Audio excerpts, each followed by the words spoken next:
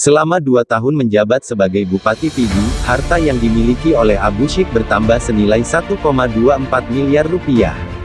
Hasil pantauan di situs lhkpn.kpk.go.id, Roni Ahmad melaporkan harta yang dimilikinya per tanggal 19 September tahun 2016, atau waktu awal mencalonkan diri sebagai Bupati Pidi periode tahun 2017 sampai tahun 2022, cuma senilai Rp490.760.012.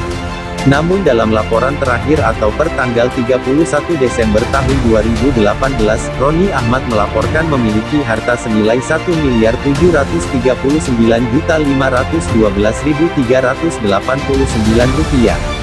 Roni Ahmad sendiri dikenal sebagai sosok sederhana serta sering tampil apa adanya. Bupati Pidi ini masih sering membajak sawah sendiri meski berstatus sebagai orang nomor 1 di Pidi.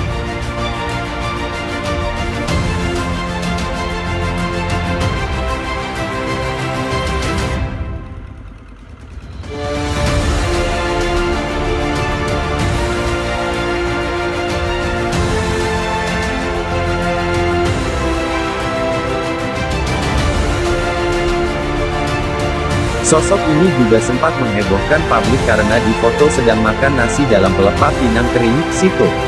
Roni juga sempat menolak mobil Camry untuk kendaraan dinas pada awal-awal menjabat. Ia lebih memilih mobil dinas yang banyak tempat duduk seperti L300.